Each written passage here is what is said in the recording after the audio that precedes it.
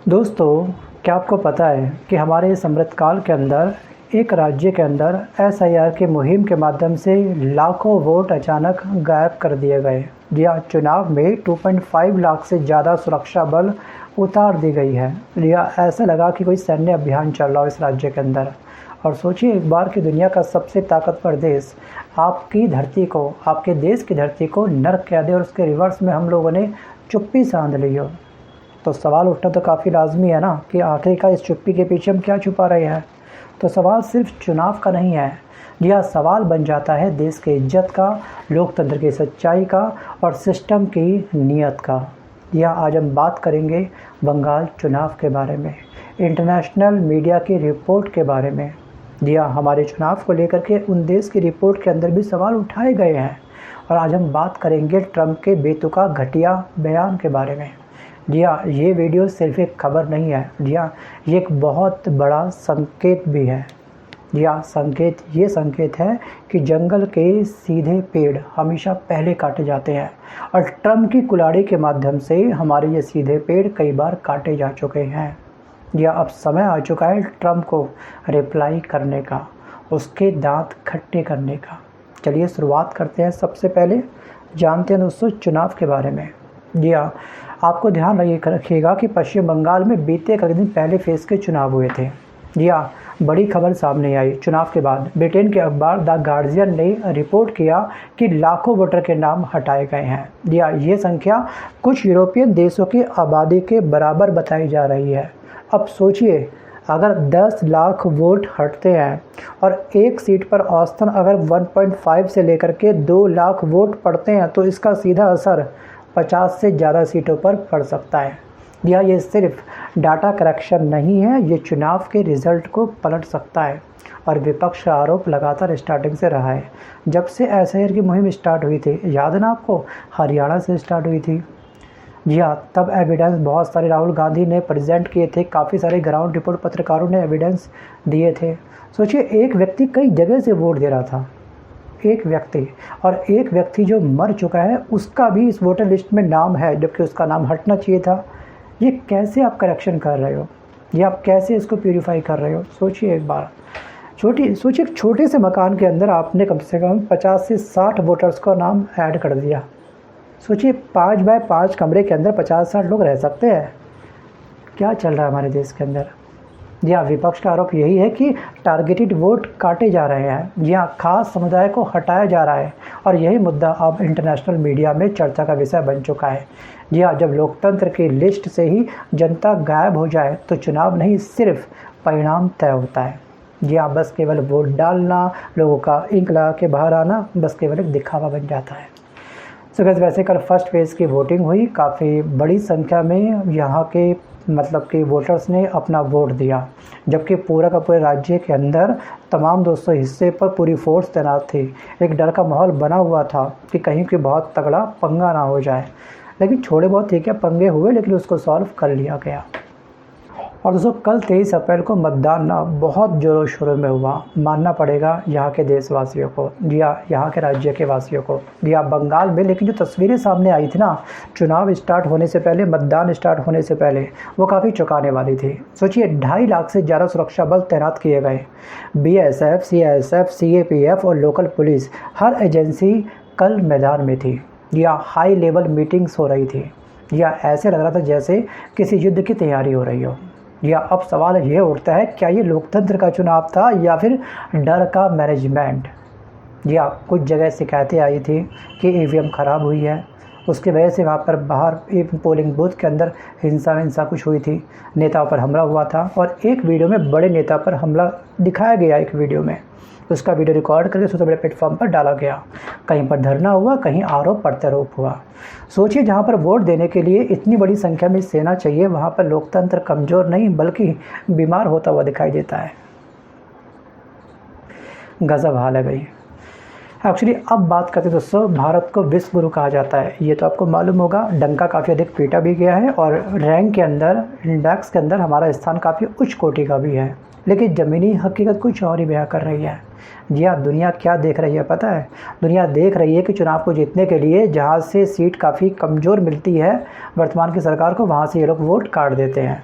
जी हाँ, चुनाव में भारी फोर्स लगाई जा रही है, धार्मिक तनाव बढ़ सकता है शायद इसके डर से।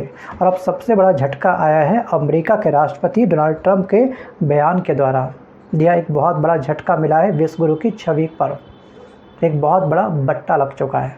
जी हाँ, ट्रंप ने भारत और चीन को कहा है hello holes of the world, मतलब कि धरती का नर्क कहीं है तो बस केवल यही है और केवल यही है। अब सोचिए 140 करोड़ आबादी का हमारा देश है, या इससे अधिक आबादी अब होने वाली है हमारी। तो दुनिया की 5वीं सबसे बड़ी अर्थव्यवस्था हम लोग बनने जा रहे हैं और उसे कहा जा रहा है नरक, या धरती का नरक। और उधर अमेरिका में ट्रंप के अप्रूवल रेटिंग 30% के आसपास है। और ट्रंप के सोचिए कि अगेंस्ट यहाँ के बड़े से बड़े देश खड़े हैं आज। या अमेरिका के ऊपर एक दबाव है कि भैया ईरान इजराइल की जंग को प्लीज़ शांत करवाओ, ठीक है।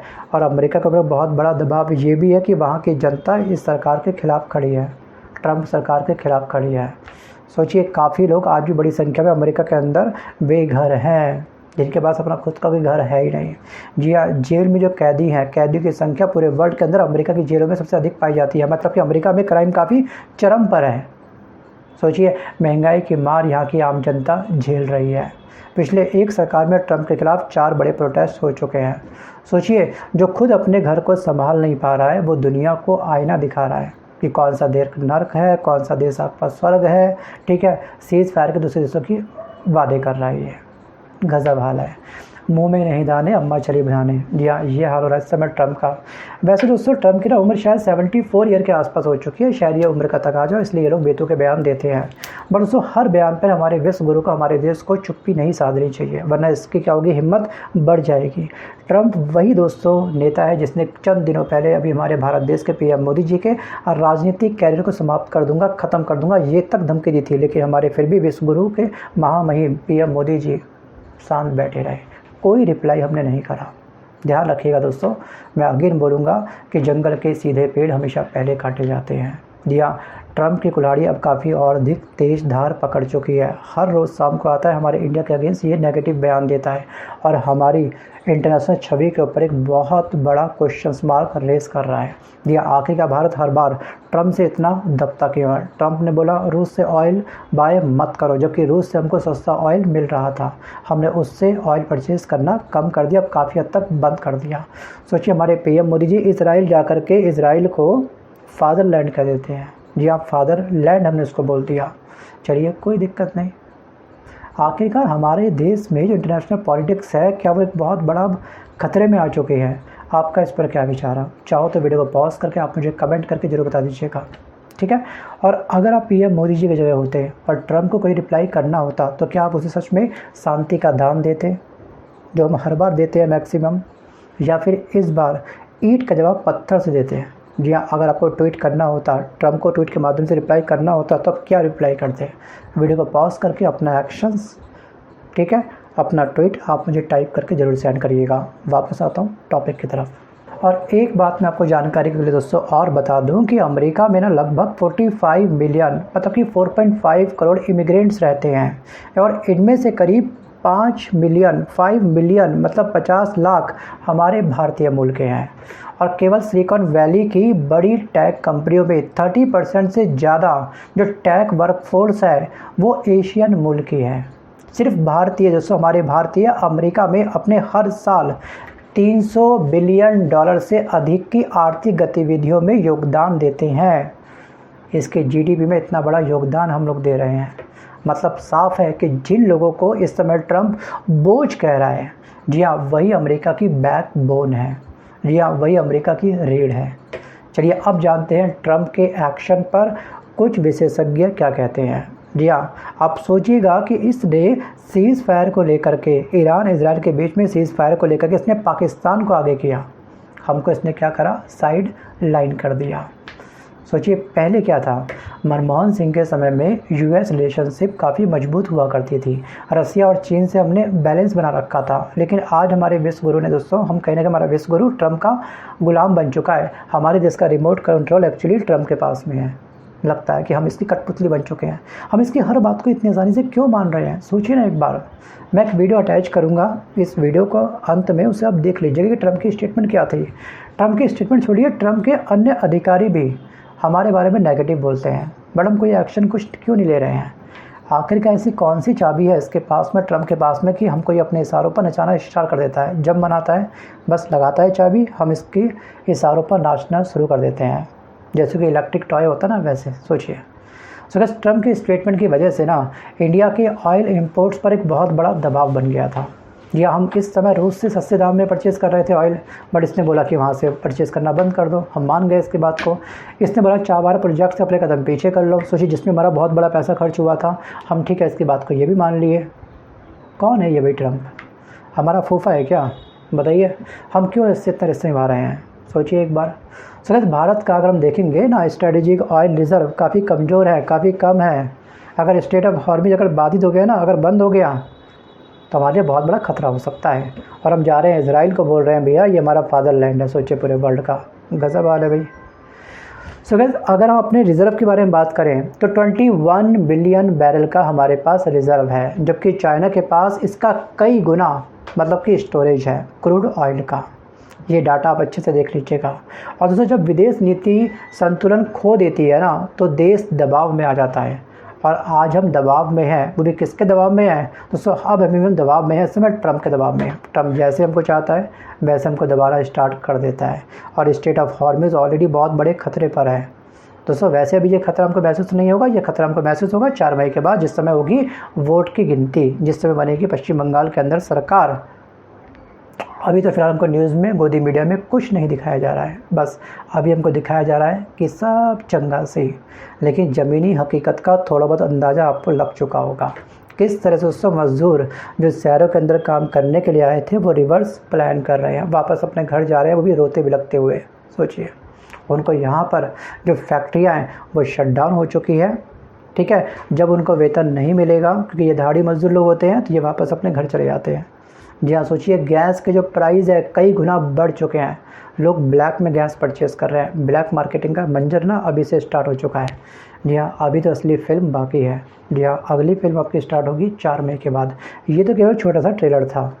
और उस मज़दूर को ना LPG सिलेंडर ब्लैक मार्केट के अंदर 3 से 4 हज़ार रुपये के आसपास का मिल रहा है। या मज़दूर की सैलरी अगर मान के चलिए, अगर उसकी सैलरी है 10 से 12 हज़ार के आसपास, मतलब कि आधी कमाई सिर्फ उसकी गैस को ख़रीदने में खर्च होने वाली है। बाकी खर्चा वह कैसे पूरे करेगा? सोचिए एक बार।